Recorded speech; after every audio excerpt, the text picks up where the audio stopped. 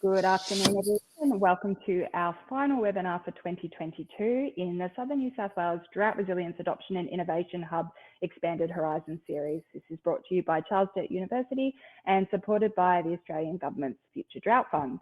I'd like to start by acknowledging the Wagaya people, who are the traditional custodians of the land that I'm joining you from today, and I also acknowledge the traditional custodians of the land from which each of you are joining us today. I pay my respects to elders both past, present and emerging, and extend that respect to other Indigenous Australians who might be present today. My name is Prue Cook from Nine Creeks Consulting, and I've been your webinar host across the series. This webinar series has been challenging us to think differently about how we approach extension, adoption, communication and engagement in Southern New South Wales, particularly concerning drought resilience, ag tech and biosecurity. So during this series, we've been exposing and engaging hub partners, collaborators and practitioners with novel thinking and new ideas from other sectors, industries, countries and regions to stimulate new approaches to extension and help us drive meaningful practice change for agricultural and regional communities. Our guest for today is Michelle Miller, who is a social innovator with the Australian Centre for Social Innovation, in addition to also completing her PhD in Transition Ag. So Michelle and I are going to start off today by discussing how we can build regional capability to innovate, and then she's going to introduce us to the concept of transition design using her PhD in regenerative agriculture as an example. Now, if you've participated in one of these webinars before, we're not about death by PowerPoint. Michelle and I are going to have a conversation about her work. She's also prepared some visual aids to lend to that. And we ask you to pop in your questions in the chat or your own experiences at any time throughout the conversation. You'll also be sent a recording of this webinar, so if you do need to leave early or if you're having any technical issues, you will receive a copy after this. So, Michelle, it is so lovely to have you here. Now, we've come to taxi.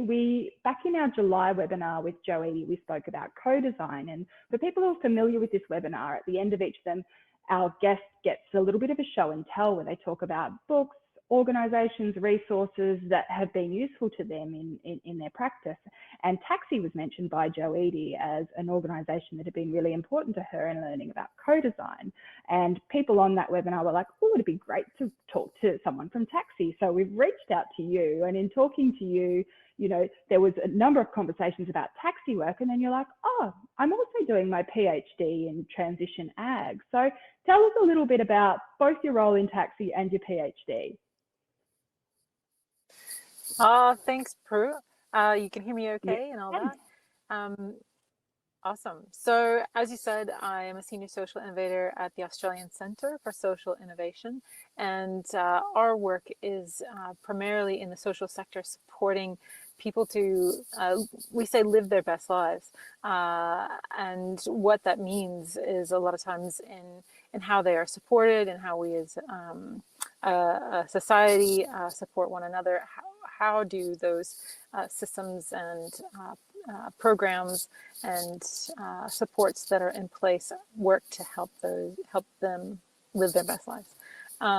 That looks like a lot of innovation work, and underneath innovation is often this social innovation is often the thing we call design. So we'll talk a bit about that. And I am also doing a PhD at the University of Technology, Sydney, UTS, and it is in transition design, and so that's a pretty new emerging field. The field of transition studies and transition research is all about looking into sustainability and how to transition to sustainability. Transition design is a version of that where we're taking design approaches to support sustainability. And in order to study that, I needed a project. So I have taken up a project looking at regenerative agriculture and what it might mean for not just farmers, but for broader chunks of the sector to transition to more regenerative, resilient, and ecological approaches to agriculture. Perfect. And Michelle, where are you based?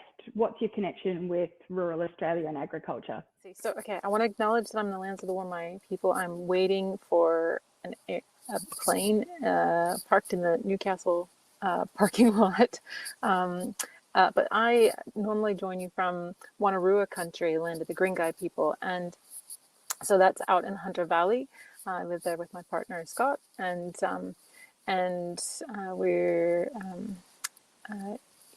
we are both into what does it mean to be sustainable, but what does it mean from a farming perspective for farming to be viable long term. And when I say viable, I mean financially, but I also mean ecologically and socially. What does it mean for us to have, sustainable farming communities that have really diverse people there and diverse approaches, but also what does it mean for farmers to be able to feel like they can afford to keep doing what they're doing forever and ever and ever. So I'm very passionate about that, and that's I think why we ended up talking. Perfect. So Michelle, as always, we're going to start with a 101 and go over some basic terminology and concepts, which we tend to do, recognizing that there's new practitioners online. So you work across a number of design disciplines. At its very core, what is design? So I think might have a slide for this one. So design, if you think about it, all humans are actually designers in some way. So it's a universal thing that we do. And I've got a little equation here, and it's about trying to get the outcomes of whatever we're working on or making or trying to bring into this world and more align with our intentions. And so the reason why there are folks called designers is that sometimes it requires certain technical skills. So for instance, out of a design process, you might get shoes, like in this little drawing. But other examples from my work life, I have worked in service design where, for instance, the outcome of design processes was working on claims processes at Suncorp, for instance, or in working in a participatory way to do strategy. The outcome was innovation strategies and sets of experiments for organizations to test. And so when we're designing, we're trying to take where we are now and through like a testing and an iterative process, work our way to something that is more what we want it to be. And this quote, I think, is really interesting. I don't know if Asher Lurie is online. He spied it and shared it with a Taxi Hive Mind. And it is about, when I talk about design, for me, I often talk about it as holding process. So my role a lot of times is supporting groups to work through a process. Wow, here we go again. Oh, no.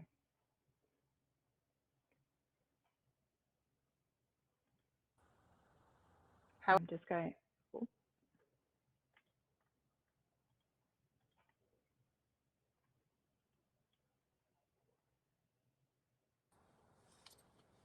You're there? Yep.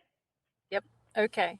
So what's really interesting about this quote is in the design process, one of the things that has really shifted as new types of design have come about in the last 15 years, let's say, with the advent of design thinking and moving design from, products like shoes or logos into service design and strategic design and into social innovation, and now, like with my PhD, transition design. We're really starting to bring, previously design was the domain of expert designers like Philippe Starck. He's a genius and he does what he does.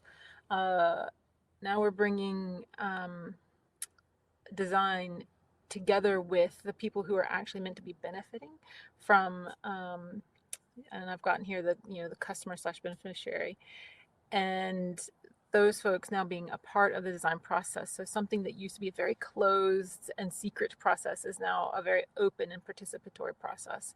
And but we are still trying to make this little equation work better. The outcomes that we're looking for becoming closer to our intentions.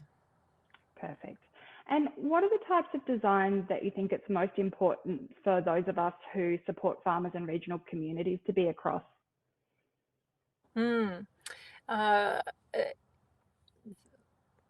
there's a few different ways you could approach design. It kind of depends on what you're doing, but a lot of times I think there's a lot of folks here who deal in policy.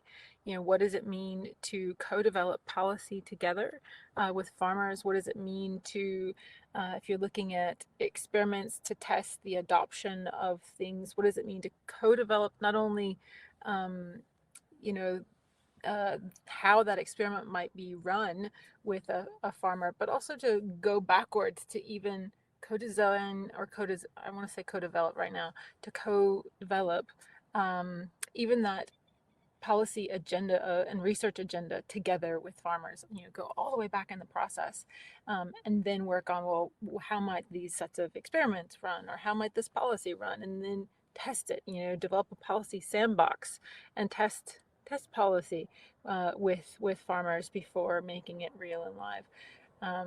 And that is quite different from consultation. We might go, is now the time to go to the next slide to talk about this, because this comes up often. One of the words that gets used a lot is the concept of co-design.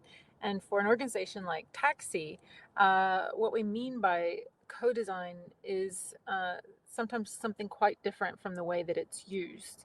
So, for instance, when we say co-design, we don't mean collaboration. In the circle at the left, we see co-design as being one of many ways to engage the end beneficiary of, say, a service in the process of designing that service. But what else? What might we do together in a co-way? How might we co-design everything else as well? So you could potentially involve your end users in everything from co-planning, co-designing, co-implementing, co-delivering, and co-evaluating a service, as well as, or a program, as well as co-leading and co-governing. And so when we say co-design, we mean something that has a very different meaning than collaboration, for instance. And if you check out the ladder of citizen participation at the right, it also doesn't mean consultation. So remembering that organizations like Taxi, for instance, typically work with the people in our societies who are the most marginalized, the most excluded, and have the need of the most support, but also the most collaboration. Um, Oftentimes, their voices are excluded. There are cases where they're simply coerced to be involved or to participate in a program, for instance. And as you move up the ladder, the attitude towards the engagement of people who are meant to benefit from something, it changes. So, and the extent to which they are involved and the extent to which their voice is either prioritized or preference changes as well. So at the very tippy top of this ladder is consumer owned or citizen owned or customer owned, where the person who is the end beneficiary is making decisions and is owning and has full sight over all that's happening. And if we come back down that ladder, you can see co-design and co-production are different levels of the extent of engagement. And if you go back down the ladder, engaging or consulting is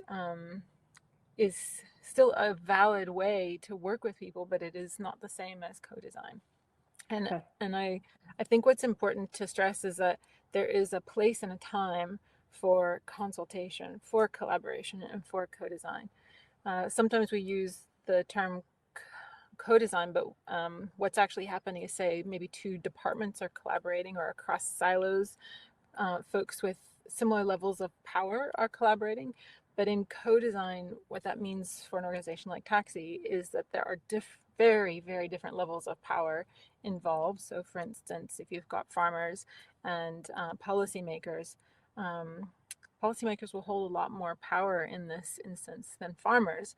But in order for, say, policies to be even tested or implemented, you're asking farmers to change something. And so in a true co-design approach, you come with that open mind to where if you're going to ask farmers to change something, it comes with that willingness for you yourself to also change, be willing to be open-minded, to reconsider and think about how you're doing what you're doing so that you both can get the outcomes you're seeking.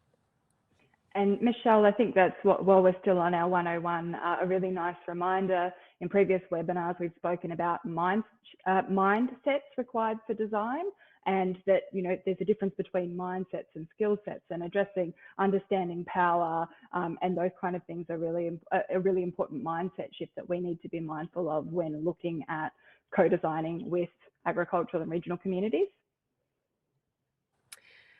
That's a great question. I might jump to a very different example.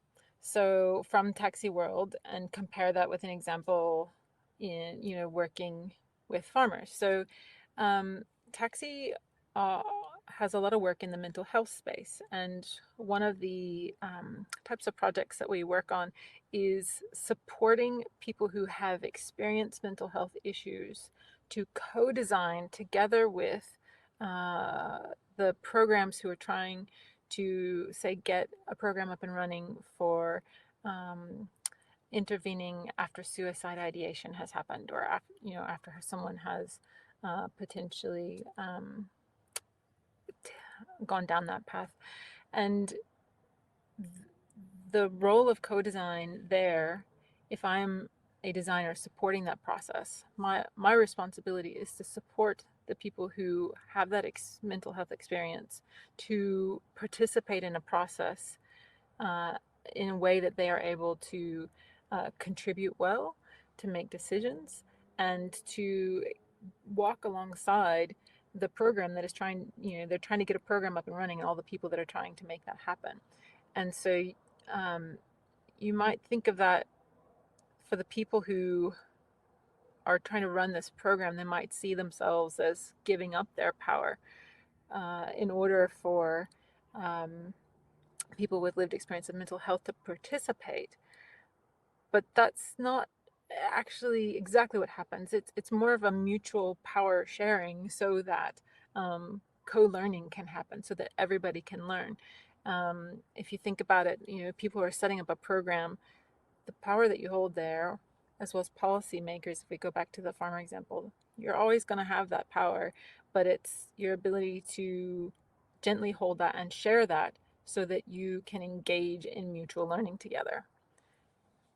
Perfect. Michelle, let's get into a case study now. And as I mentioned at the beginning, there are so many different projects and programs and areas of work that you've been across. It was really hard for us to narrow down, and we initially had this list of projects that we wanted to talk about, and then decided let's just talk about two things and allow adequate time to you know, discuss them properly. So the first one I want to talk about is the Regional Innovators Network. And when I was doing my background for this webinar, I read this on the Taxi website, and it really got my attention. In regional Australia, the story usually goes something like this. Expert from the city flies in, delivers a one-day workshop, flies out, and then you are left to figure out how to turn this learning into some action on the ground. So this really resonated with me as someone that lives in a rural area. You know, you see this happen all the time.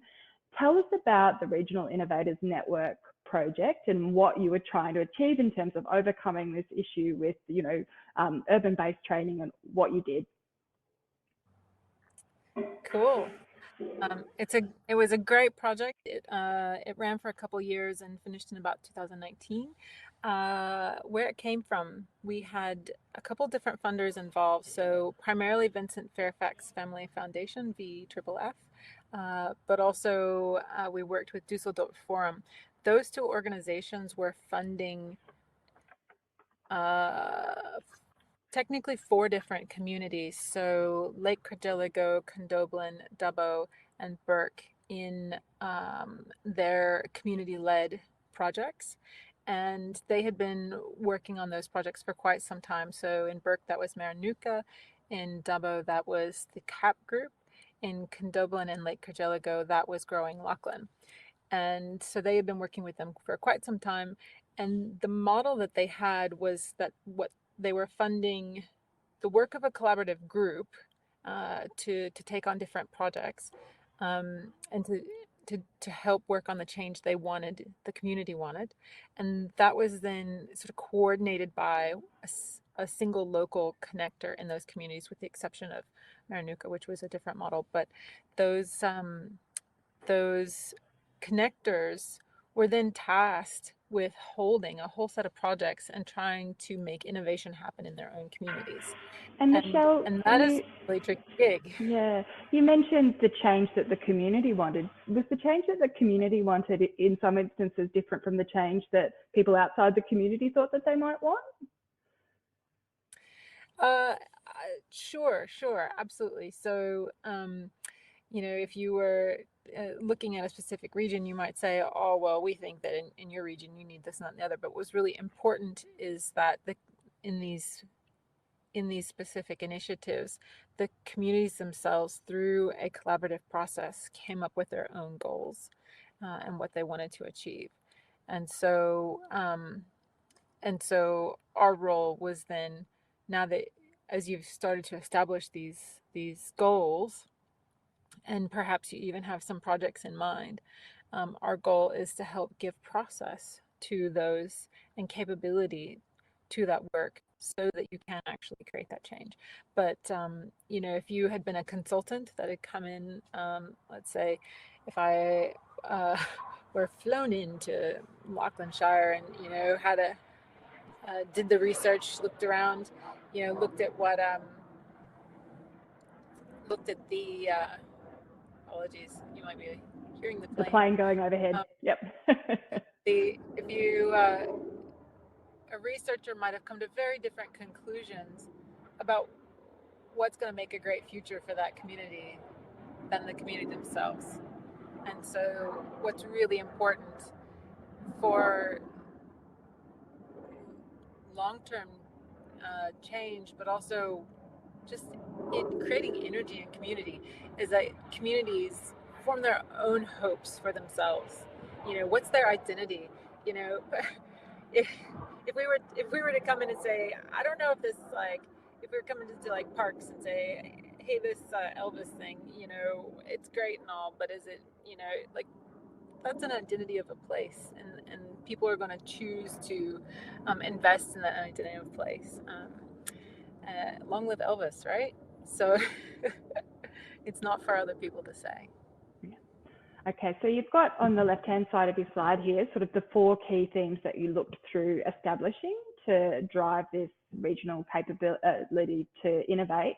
Talk us through each of those 4. That's right.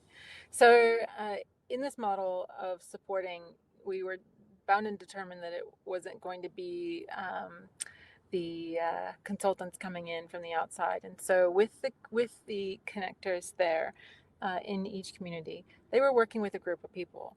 And so we supported them to co-design their own curriculum, so a curriculum of 21 different capabilities. And we invited all those connectors and the groups that they worked with to come to fortnightly capability building sessions, so 21 over the course of a year and a half. From there, even though those connectors had folks that they were working with in their own communities, they were still a bit isolated. And so if you can imagine having a coach there with you, as well as other communities in other connectors in other communities, you can form a team, and all of a sudden you're together with other people who are doing something similar to you, who have folks in their community that they're working with, but who don't, there's no one else there who really understands the nature of that work. And so with us all together, they were able to lean, the connectors in particular, able to lean on each other and learn from each other in ways that we never could have planned for. But if we just hold that space for them, it gives them that opportunity. And then from there, community co-design, I mentioned a bit about that in terms of communities were engaged when those particular initiatives got up and running to co-design the goals and objectives of those particular initiatives. But they were also engaged over time, so that, say, after a couple years' time, we could share back what had been happening, and then invite community to reprioritize. They worked a little bit different in each community, but that's kind of generally how it worked. And then a systems approach. And I think the next slide is really useful to explain what I mean by a systems approach. Oops, not this slide. This slide, a systems approach.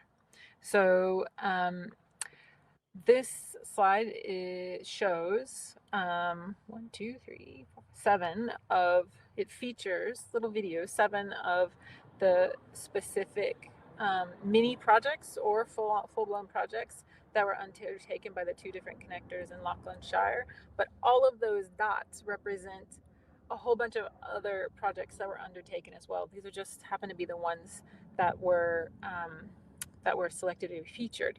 And as you can see from the concentric circles, this model of engaging allowed for that worked. One person was 5 days a week and one person was 2 days a week. But through that work, it could be really amplified in community because some of it, those connectors were holding those projects themselves, but some of it, those connectors were working with others and doing kind of knitting together with others who were doing a bit of work. And then there were other projects where other people were completely leading and the connectors were linking in and amplifying and helping to make things happen. And so you can see through this model there is an investment in resource and in capability building there, but you can also see that over time it leads to a lot of work and also a lot of changing, just shifts, micro shifts, and the micro shifts add up over time. Perfect. Michelle, I wouldn't mind going back to the last slide because we've actually got an image so people can see that co-design curriculum. You said that there was 22 of those capabilities, and obviously it's being presented to everyone via an online module. I don't expect you to remember all 22 of those capabilities, but what were some of the key capabilities that were identified as being really important for being able to drive regional innovation? Sure. So this particular screen grab, you can see it's in there's 3 different types of capabilities. So there's mindset, skill sets, and process. And this one was maintaining energy and passion. And for some of the capabilities, we developed the modules ourselves because it was expertise that we were offering.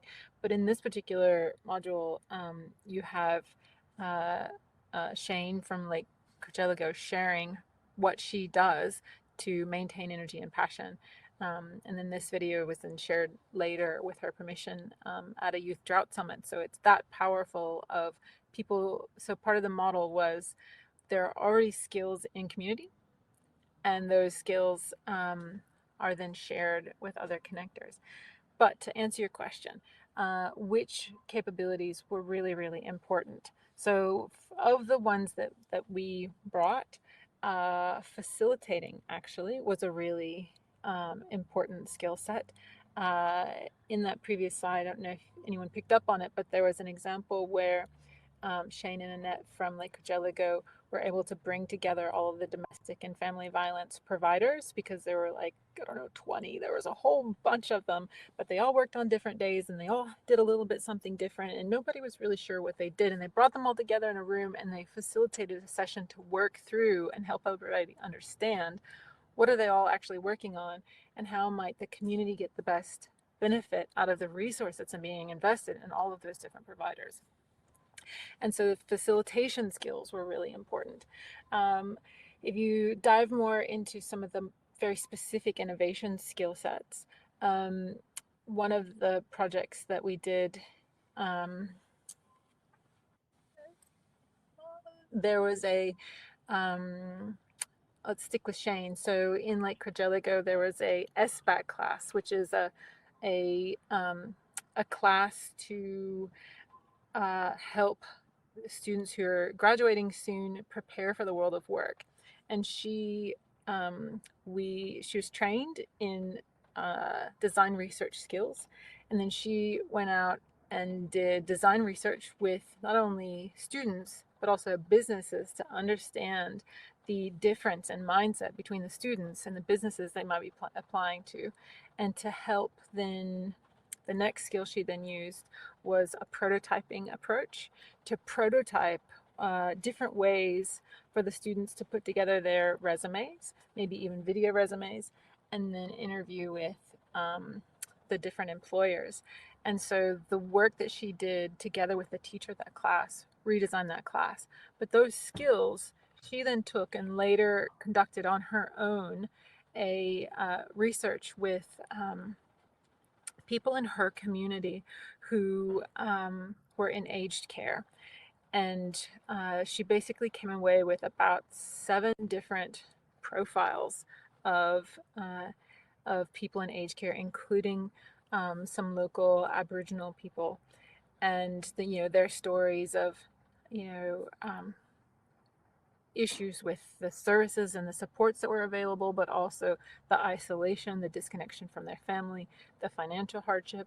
And she was able to put that into a report and submit that to the Royal Commission into Aged Care. So that building of the skill set she then used to leverage into other things later.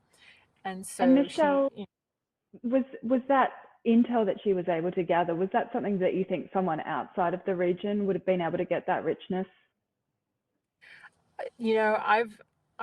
Part of our job is to do discovery and interviews with people, and yeah, we get great detail, but the stories, she's known a lot of those people most of her life, and the stories that she was able to get, and the richness and the detail and the things that they were willing to disclose to her, and how honest they were about how hard things were for them, it was incredible. It was phenomenal research, and I don't think I could have gotten that.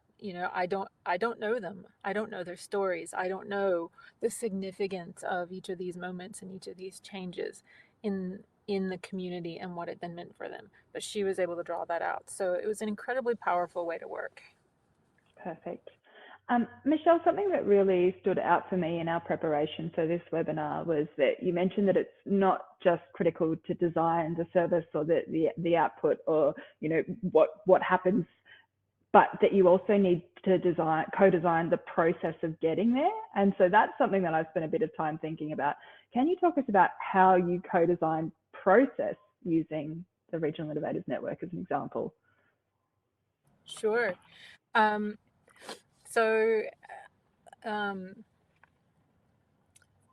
We for the Regional Innovators Network, co-designing process happened at a couple different places. So when we were first getting set up, at that point it was Ingrid Burkett and a couple other folks from Taxi. I wasn't involved at that point, but they went and did listening, and they did a bit of prototyping and testing to say, oh, here's what we're hearing you need, here's how we think it could work, so that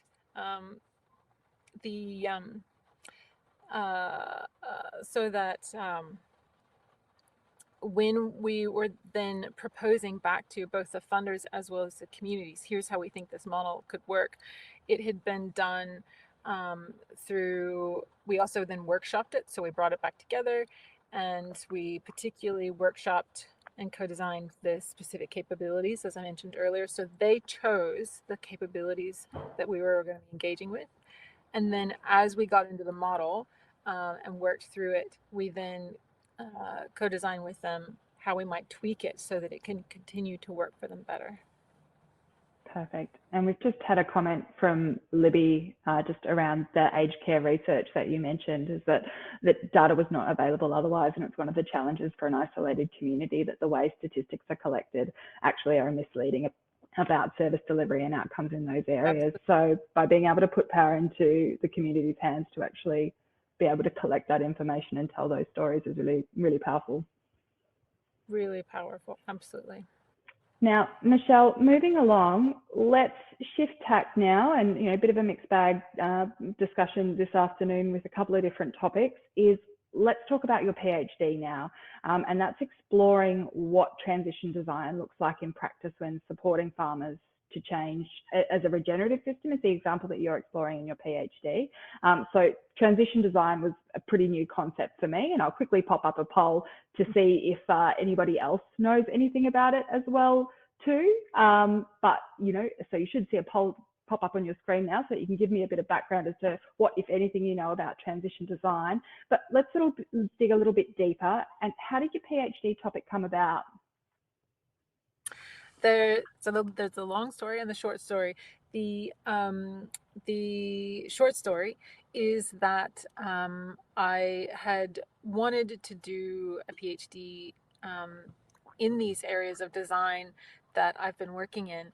For the past 20 years, when I first learned that design thinking was a thing, I was really passionate about figuring out how to do design at scale. So how do we make change happen at big scales for the benefit of our society? What is design's role in it? What does it even look like? How do you set up and do design in that way? And so all the different experiences I've had over these past 20 years have been focused on, how do I build the skills, but also how do I find the opportunities to do that? And when I first started my PhD, I was looking more into the policy design space, and things kind of twisted and turned.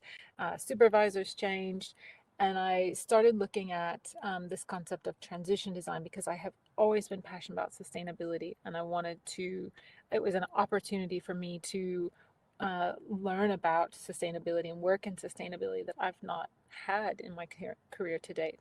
And so I was looking at the transition design, but I really was interested in practice. What does it actually mean? I'm a designer. I make stuff. I, I I I need to actually be able to apply it in practice. That's what design is. Take theory, apply in practice. And so what do I go do? And so that was what I thought I should do for my PhD. So if I'm going to study transition design in practice, then I've actually got to go do it. And so I started researching different types of projects that I might undertake. And it looked like this idea of ecosystem service governance might be a interesting thing to transition to. And so I set up a bit of field work. I went out and did some scoping interviews, and people are like, "Yeah, that's really lovely, Michelle, but no, it's quite it's quite abstract. How about you do something a little bit more tangible that actually has a bit of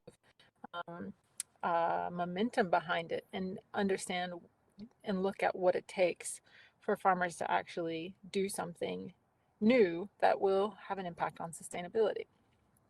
And so that was around 2017. Charlie Massey had just released his book. And so I was very much encouraged to look at this movement of regen agriculture and to see what does it take to transition to that. And I think it's important in talking about my PhD to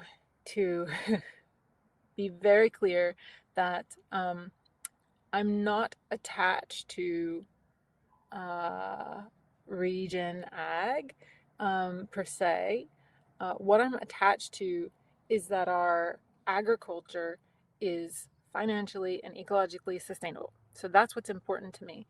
And so when I look at what does it mean to design transition to regenerative agriculture, it is for the purpose of sustainability. So the definition of regen ag is totally contested right now, and how it ends up being defined eventually will determine how much it can impact sustainability. And so part of what I'm looking at in my PhD is if we define regenerative agriculture in one way versus another, to what extent might we actually have a hope of impacting sustainability? So where I'm at in my process, PhDs these days, or at least at my uni, are set up in 3 different stages: stage 1, stage 2, stage 3, and then you submit your thesis. So stage 1, I did literature review and a bit of field work to make sure that there was actually a research project here. I then turned my scoping findings into a report that I shared with all of my participants, and it's also available online at transition-ag.com. I passed stage 1, and then I went to stage 2. I did more field work to further explore the concept of transitioning and what it takes to transition. I also, because this is a transition design project, I'm like, well, I've got to go roll up my sleeves and get myself involved in different working groups. So I did a fair chunk of work, about a year's worth of work with Bruce Maynard to support some compost-based projects he was working on in order to build the farmer demand, as well as the sector capacity for working with compost. And then other working groups looked at a few other different things. Some progressed more than others. But the one thing that happened is I started talking to people about this concept of transition, sharing my scoping findings. They said, well, that sounds like a business to me, you know, like you should be doing this as a business. And I was like, oh, that's funny, really nice. They were quite serious about it. So I thought, you know what, this could be an experiment. I've done this research. People think it's a business. So what if it was a business? And so I participated in an incubator. I participated in the Wild Ideas Incubator. And I started with experimenting with and using the transition ag business to better understand more specifically what farmers and people in the ag sector are looking for if they're going to transition to more regenerative, ecological, resilient ways of farming. And so it became a way for me to test what specific, types of support, for instance, as one thing you could do to help transition might be available. So I have iterated the things that are being offered on that website over time. But I think also in sharing about that, it's been great to see a lot of other businesses pop up that are starting to focus in on that point of transition so that farmers and people in the ag sector can actually work through the transition. And so I've made it through stage 2. I'm still working with different working groups, still working on transition ag, but I'm really moving now into consolidating all that, and I have one round of testing. Perfect. And so just thinking about transition design, if we look at, anything where we're expecting farmers to perhaps look at emissions reduction or anything that's going to have an intersect between sustainability and profitability, transition design is something that is going to help us come up with the appropriate way to help get them there in a way that's going to have the best chance of success. That's right. That's right. Because what it implies is what's our vision of where we want to head to, but how do we actually design our way there? How do we think about the pathways? That's right. Perfect. So looking at our poll results, like me, transition design is brand new for most people in line, but we've also got 3 people who know quite a bit about it. Going back to mindsets and skill sets, what are some of the mindsets and skill sets that you'd recommend developing for transition design, particularly when we're looking at working with farmers? One of the things I find really useful to refer to is in holistic management, in the decision-making framework that is shared through holistic management, there is this decision-making framework that sets out, what is your intention and your holistic goal, and I'll only quote bits of it. What are your tools that you have available to you to change the situation, and then it gives you a little mini testing process. So figure out what you want to do and you want it to achieve. Try to go do it, monitor and respond, and keep working through that loop. So that testing loop is so important. The first time I ever saw that, I've now had 3 different farmers pull that framework out of their glove box and show it to me. Working in that testing approach is so important, but also thinking about transition as being more than what farmers do as well. So what might be available through the rest of the sector, in terms of, if fertilizer is available, how might also compost extracts and compost pellets be available alongside? Like, how do we make a sector that supports transition? Perfect. And Michelle, I'll just progress. We've got a couple more slides as well too about the farmer transition that we thought would be, so I'll just get you to talk to your last couple of slides. So in terms of mindset, so this works both for farmers themselves as well as people working with farmers. In the research, one of the things that people who work with farmers to transition say often is that one of the first things that you learn is a new way of reading the landscape.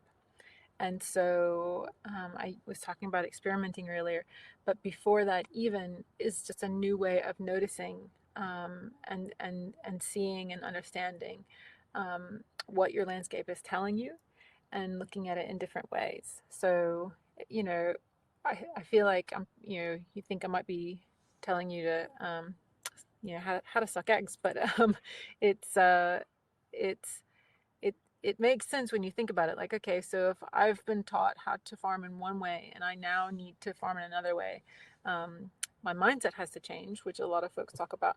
And so therefore also how I see has to change as well.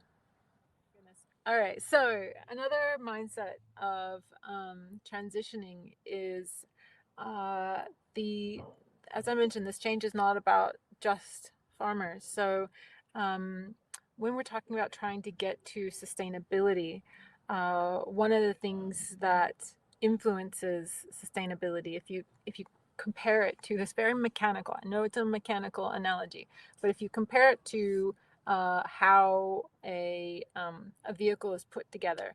You've got your chassis, you've got your engine, you've got the frame, you've got the driver. And if you think about that as the way that the driver interacts, or with the way that a farmer interacts with a landscape. So you've got the chassis, if that is, could be equated to effectively the baseline of what this landscape is capable of and how it's meant to function. The engine then has what then drives it, does determine certain types of capability, and the frame, think about it like the marketing. It's sort of like the stuff you put around it to, is it a green ute or is it a white ute? And then the driver, like how the driver drives, all these things influence. But at the basis of things, if that chassis is not bolted together, you're not going to get very far. And so in thinking about transition and what I heard from the research from people who are supporting transition and from farmers who have transitioned, one of the things as they noticed and learned to look, one of the things they were starting to look at was, before I even change my methods of farming, let me actually look at whether or not my landscape is functioning and what it takes for that to function. And sometimes that means collaborating with your neighbors, because farmers, aren't always the only ones that impact landscape function. Perfect. And then outside of landscape, it's back to the system again. It always comes back to the system. It sure does. And I know we've just got a couple minutes. I won't stay long here, but I wanted to, what was really interesting to me is when I started talking about transition, a lot of folks I researched with would say to me, oh, that's really great if you could figure out how to convince farmers how to do something new, because I've been talking to my neighbor for 20 years and I can't get him to try something. Could you fix that problem? And like, I don't know about that, but I think maybe the reason why your neighbor doesn't want to change is because your neighbor is a part of an entirely different system that you are a part of. And maybe if the system changes, your neighbor might be more interested in changing. And so I just wanted to make this point that, that change is not just about individuals. It is about whole systems and whole landscapes. And a great example of that is the work that's been done with the entire cane sugar farming industry up in Queensland to help that industry have less of an impact on the Great Barrier Reef. And so that's looking at systems change in order to protect the overall landscape and ocean health. And it takes everything. It takes everybody. Thank you, Michelle. And thank you everyone for bearing with us with these technical difficulties. We're online nice and early and testing everything, and the joys of modern technology. So really appreciate your patience there. If you've got any questions or any comments, pop them in now, and we're just going to finish off with our usual show and tell. So Michelle, I've prepared the lists, the links and the resources that you have provided me with as a bit of a handout. So anyone who's listening in, you should be able to see that now that you can download. But Michelle, any particular recommendations, key things, places that people should go if they want to find out a little bit more about the work that Taxi's done, transition design, co-design? What are your favorites? So at the very top of my list is the Taxi Academy. So we at Taxi do training on what is co-design and how does it work, and also on what is social innovation. And so there, check that out. It is new, it is emerging, and so it is growing. But send us if you've got anything specific, send us an ask, and there's always possibility to respond to needs. From there, if you're interested in other regional sized initiatives or building innovation capacity in regions, through Taxi, there are 3 different models. As I mentioned, Regional Innovators Network finished a few years ago. There are 2 that are live right now. So there's Our Town and Fire to Flourish. And both of those are about regionally based networks that are building the capacity for resilience in a different way. So Fire to Flourish is about ecological resilience post-bushfire, social resilience post-bushfire, and then Our Town is about community resilience through mental health challenges. If you're interested in my PhD research, check out the Transition Ag website. I've posted all my research on there, including my darn ethics reports and my findings reports. Everything is on there. And then a few other interesting things I might call out. One of the projects I'm on right now is through WWF and Region Studios with Taxi, and there's a film attached called Regenerating Australia, put out by Region Studios and Damon Gameau. So check out Regenerating Australia. You might be interested in hosting potentially, in your communities, that film to talk about sustainable futures. Might stop there. Perfect. Michelle, thank you very much for your time today. And thank you very much to our audience for joining in and being tolerant of the technical issues that we've had. We hope that this has stimulated your thinking. This was our final webinar for 2022. If you want to receive alerts for webinars that will be coming up next year, you should see a pop-up on your screen now where you can register for the Spoke newsletter, which the Hub releases. We've just had one question come in. Thank you, Michelle. More of shifting the systemic interactions to support people with their own perspective shifts, I suppose, or maybe even better, providing opportunities or conditions for people to see their acts or activities in different ways. So, comment, not a question. Perfect. Mindful of getting you all off at exactly 4 o'clock, so we will wrap up now. Once the webinar finishes, you will be redirected to a survey link. Be very much appreciated if you could fill it out. It doesn't take any more than a minute, and it's really important for us for planning activities for next year. Thank you again for participating in today's Expanded Horizons webinar delivered by the Southern New South Wales Drought, Resilience, Adoption and Innovation Hub. I hope you'll all have a lovely day, stay safe, and we'll see you next year.